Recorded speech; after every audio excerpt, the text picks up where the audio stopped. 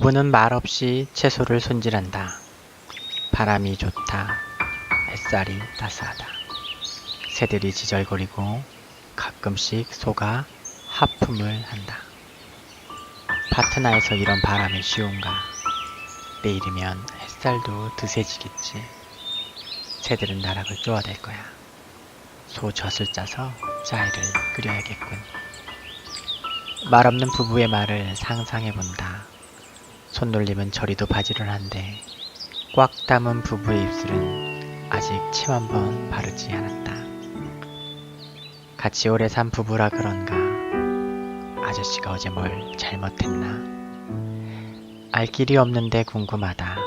알 수가 없으니 더 궁금하다. 찾아가서 질문이라도 할라치면 오히려 내게 묻겠지. 너는 어디서 왔니?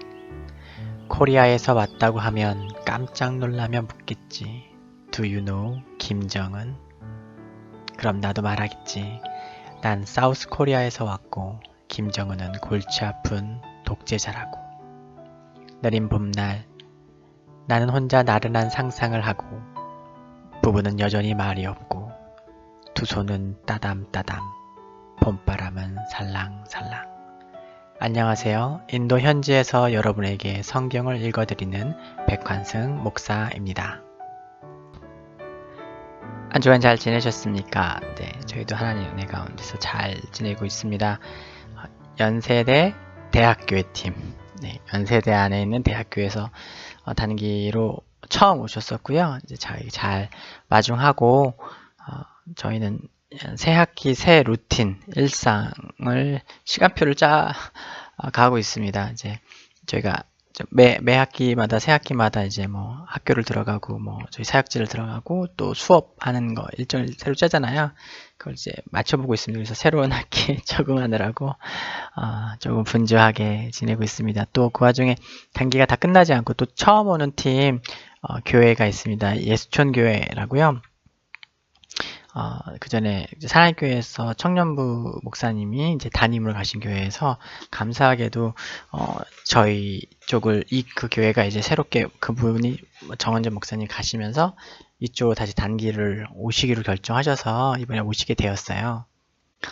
이번 겨울에는 특별히 새로운 팀을 두 팀이나 받게 됐는데 연세대학교의 팀하고 더 좋은 시간을 보냈고 앞으로도 매해 좋은 만남을 서로에게 도움이 되는 그런 사역이 가능하지 않을까 하는 또 기대를 하게 되는데요.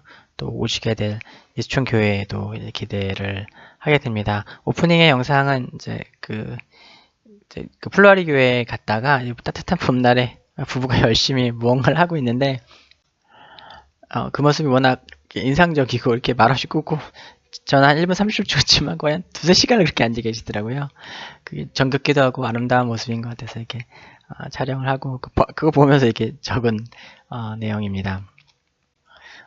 인도에서 그렇게 따뜻하고 포근한 바람 쉽지 않고요. 이제 조금씩 바람이 이제 드세지고 그렇게 될 것입니다.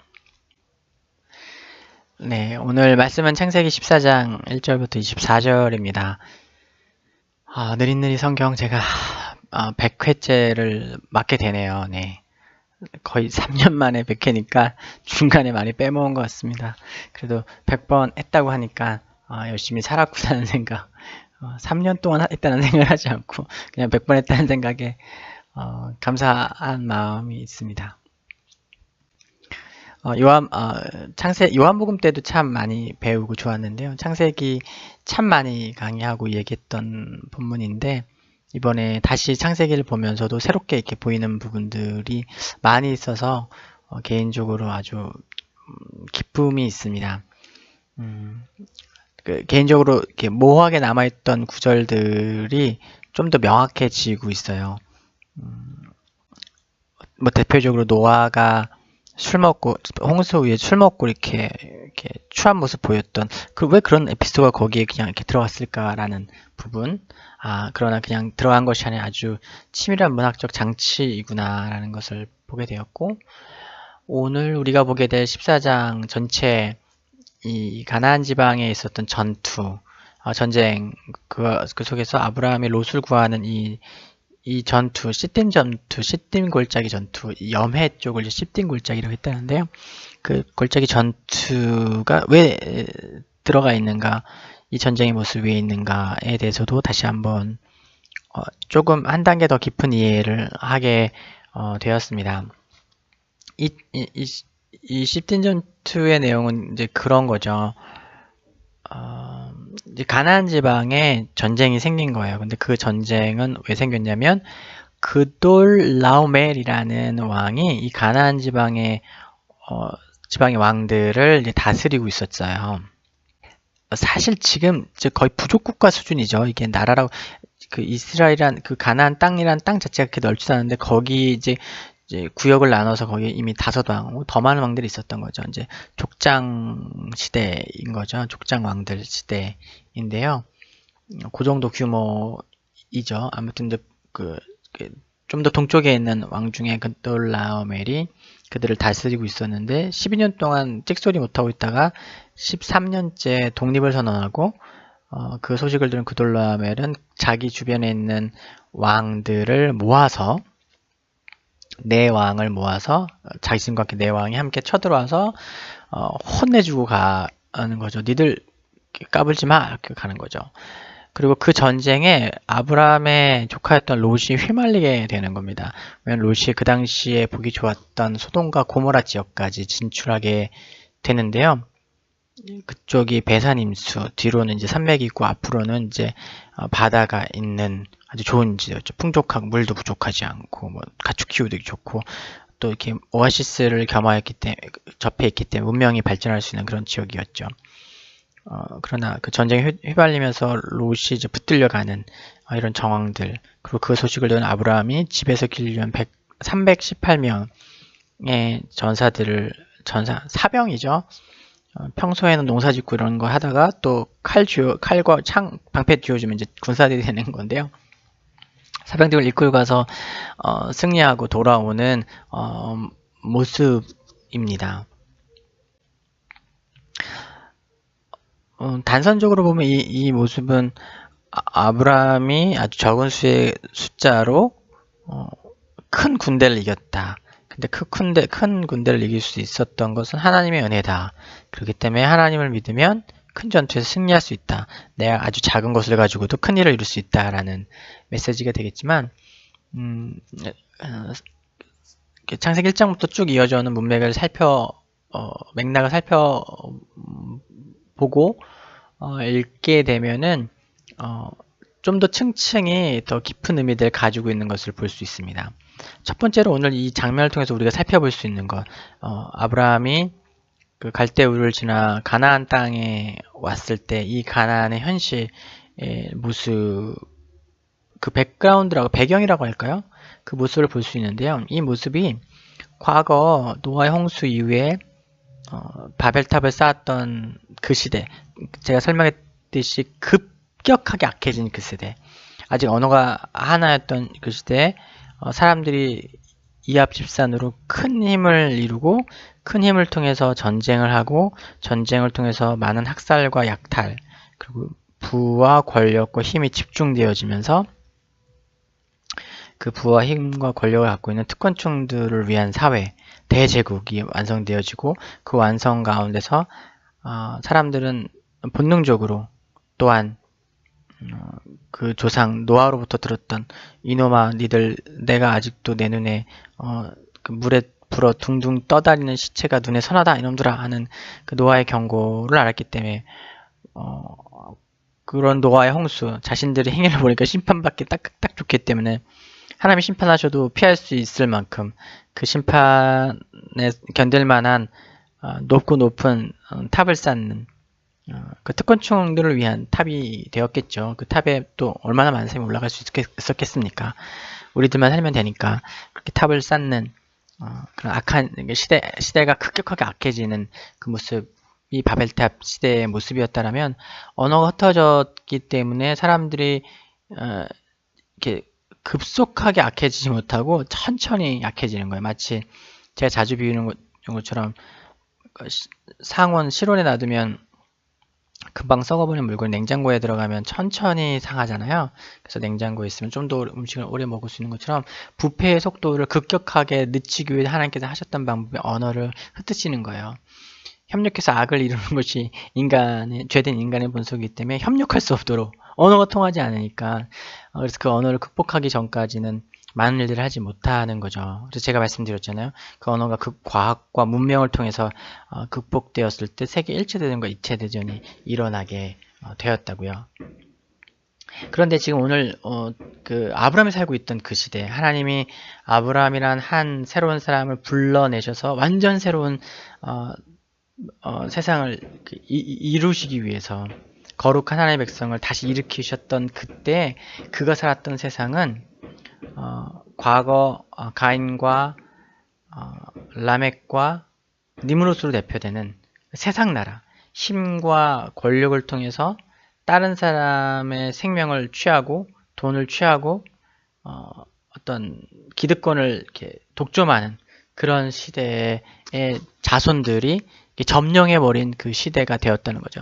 그런데 지금 오늘 가나안의 이 모습을 보니까 그렇게 전 지구적인 아주 큰 제국이 일어나는 수준은 아니지만 아주 그 조금조금한 단위 가운데서 이미 그 일들이 일어나고 있는 거예요. 연합할 수 있는 만큼, 힘을 뭉칠 수 있는 만큼 더 큰 범죄, 더 큰 죄들이 만연하고 있는 거죠. 여기선 그돌라오멜이라는 사람으로 대표되고 있습니다. 속국을 삼고 조공을 받고 조공을 받지 않으니까 다시 쳐들어오는 거죠. 전쟁의 이 양상을 보면 그 소돔과 고모라로 대표되는 그 가나안 지방의 5왕들은 열심히 대비를 했지만 그돌라오멜과 네 나라의 연합군을 이기지 못합니다. 그냥 한 번에 밀려버립니다.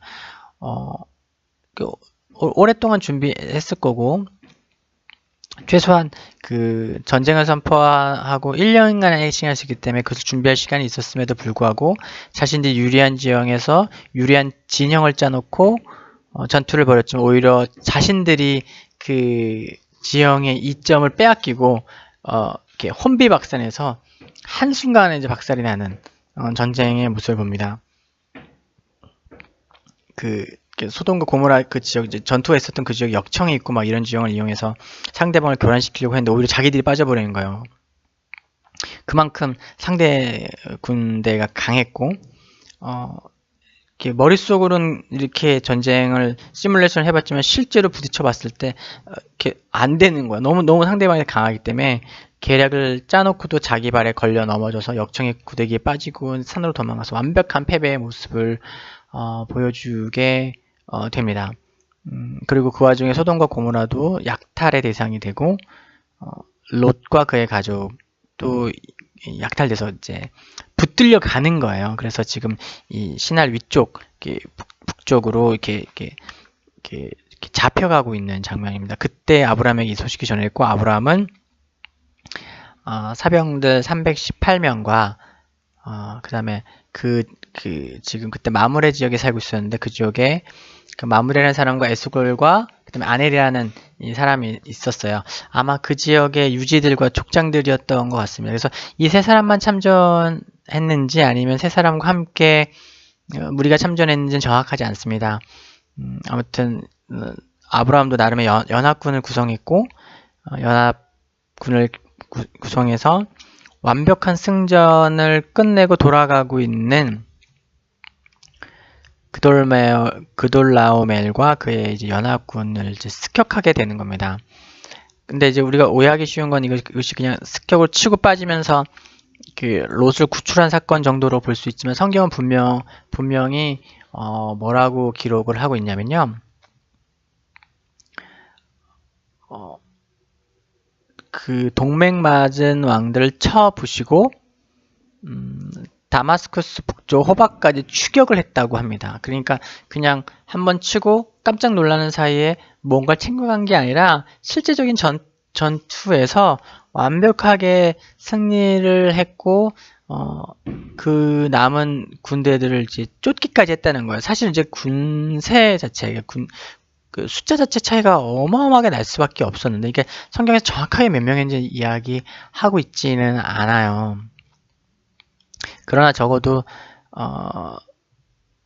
그 5나라의 그 족장수진이라고 할지라도요, 그러니까 5연합군을 완전히 짓밟고 올라갈 정도 되는 군대라고 한다면 318명 이렇게 군사훈련을 제대로 받지도 않고 이렇게 뭐랄까 전쟁을 위해서 준비되었지도 않았던 318명으로 거둘 수 있는 성과는 분명히 아닌 것이죠.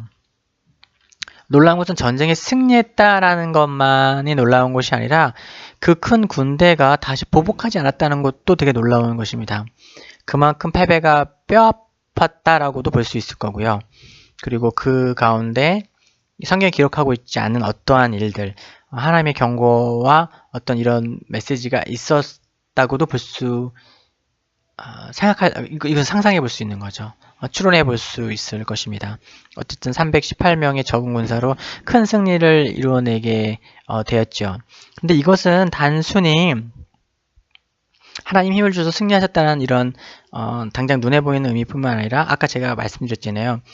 지금 이 가나안 지방의 전투는 과거 이제 바벨탑을 쌓고 순식간에 죄악으로 말미암아 통일되어 버렸던 그 제국의 시대가 지금 가나안이라는 배경을 통해서 아주 이렇게 약간 작은 버전으로 반복되고 있는 거예요.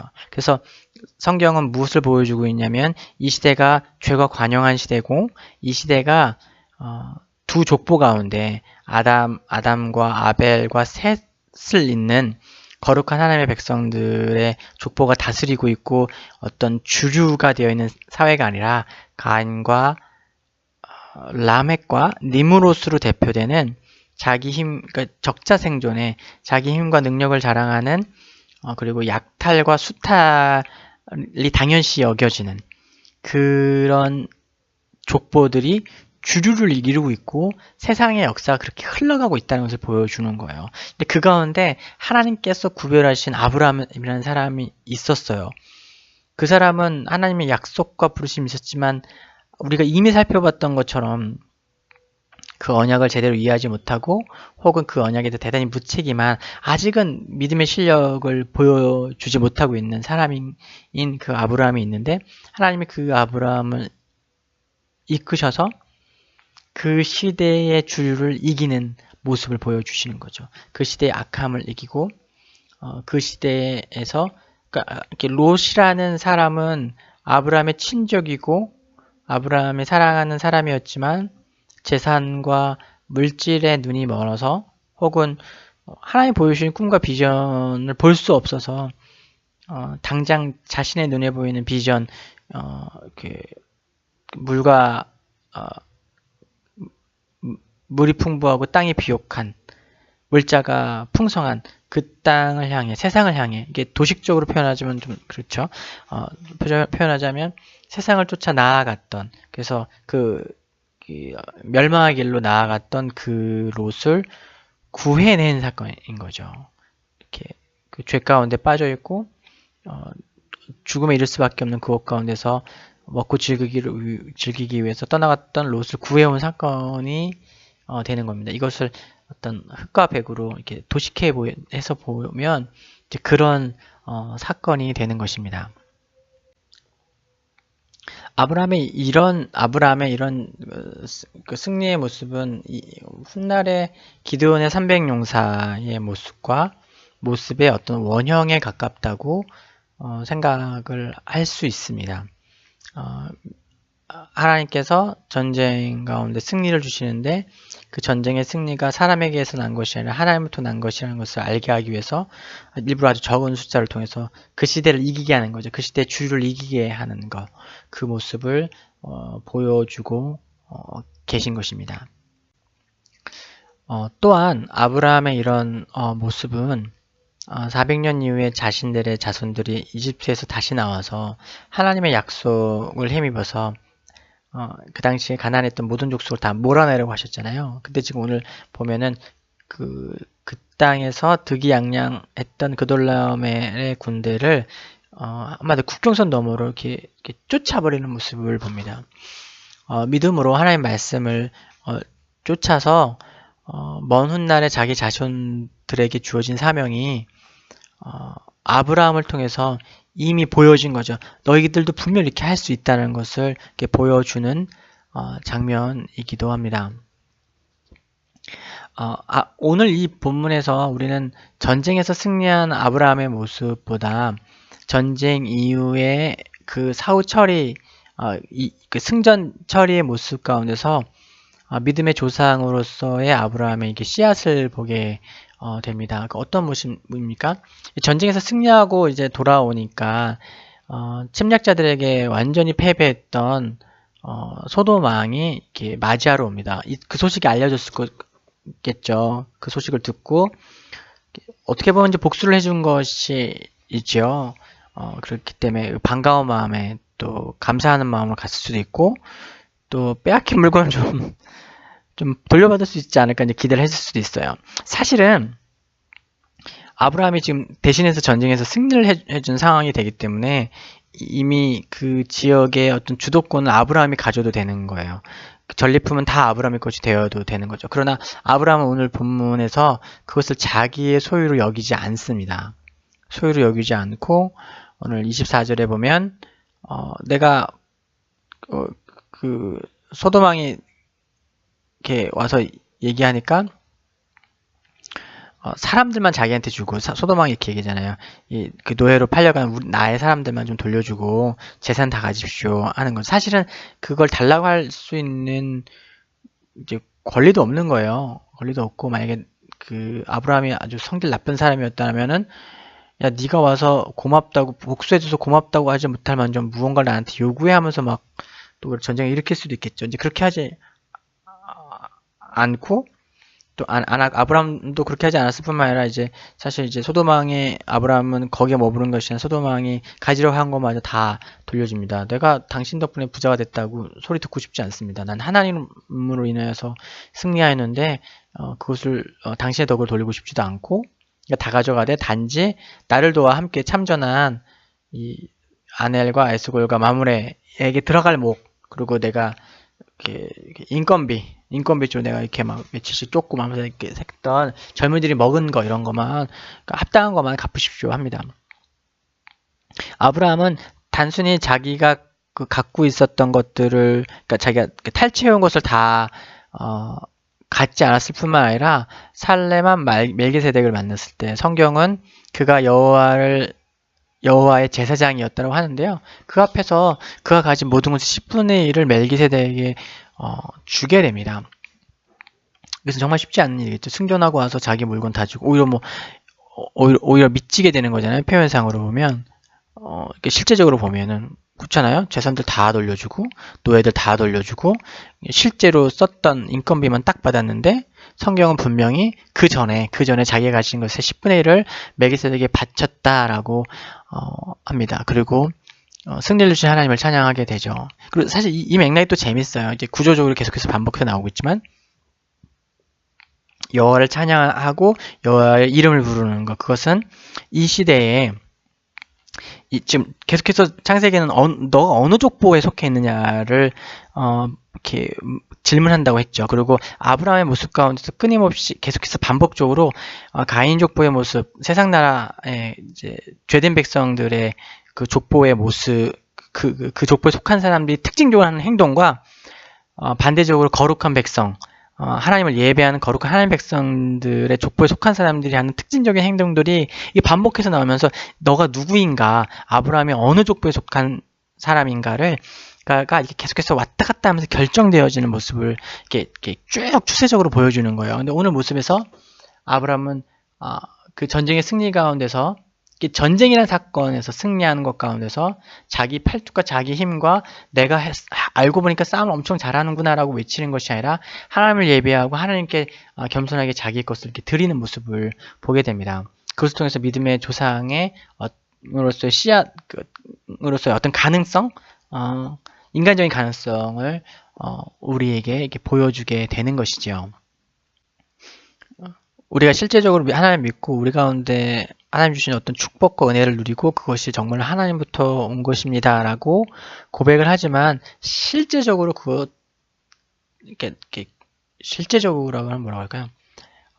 진심으로 우리가 그렇게 믿거나 고백하지 못하는 경우가 되게 많이 있습니다. 말로는 그렇게 하는데 입으로는 그렇게 하지만은 내심 내 마음속에서 이것이 정말로 나의 어떤 탁월함이라고 어떤 나의 좋은 판단이라고 생각하기가 쉬워요. 그리고 우리가 그 위에 우리의 행동들을 보면 이것이 정말 하나님으로부터 온 것이기 때문에 하나님께 감사한 것인지 아니면 립서비스로 말로만 그렇게 하는 것인지 또 알 수 있습니다. 오늘 아브라함은 그 믿음의 모습을 통해서 믿음의 조상의 면모를 보여주면서 진심으로 이 승리가 나로부터 온 것이 아니라 하나님으로부터 온 것임을 고백하는 모습을 보여주고 있습니다. 이것이 특징적으로 이 가인 족속이 전쟁에서 승리하고 싸움에서 이기고 그것 통해서 자기 자신을 높이는 모습으로 가는 것에 반해서 아브라함은 전혀 그 전쟁이라는 뭐라고 할까요? 가인족보에서 특징적으로 보여주는 가장 특징적으로 보여주는 모습을 보여주지 않고 그 가운데서 여호와 이름을 높이고 하나님을 찬양하는 모습을 보여주면서 하나님의 백성으로서의 믿음의 조상으로서의 그 면모를 보여주게 됩니다. 또한 이 사건은 가인족보 이 세상에 둘러싸인 이 세상 가운데서 믿음으로 살아가는 아브라함이 세상을 쫓아 나아가서 죽을 수밖에 없었던 모든 것을 약탈당하고 죽을 수밖에 없었던 롯을 구해오는 모습을 보여줍니다. 우리가 이 땅 가운데서 우리의 능력으로 세상을 이기기에 너무 벅차죠. 세상의 아름다움과 세상의 흥미로움과 세상에 주는 쾌락을 우리가 다 줄 수 없습니다. 교회가 행복하고 좋은 공동체지만 이 세상에 주는 쾌락은 너무 강하기 때문에 그것을 다 흉내내거나 다 이렇게 공급해 줄 수가 없어요. 그것이 옳지도 않고요. 그렇지만 그럼에도 불구하고 우리가 믿음으로 구할 때 믿음으로 이 세상을 부딪히고 이 세상 한복판에 뚫고 나아가서 쫓아가서 우리의 친족을 구원해낼 수 있다는 거예요. 우리 친족을 노예와 죽음의 길에서 구원해낼 수 있는 모습을 우리의 믿음의 조상 아브라함의 모습을 통해서 우리는 보게 됩니다. 그렇습니다. 아브라함이 살았던 시대처럼 우리는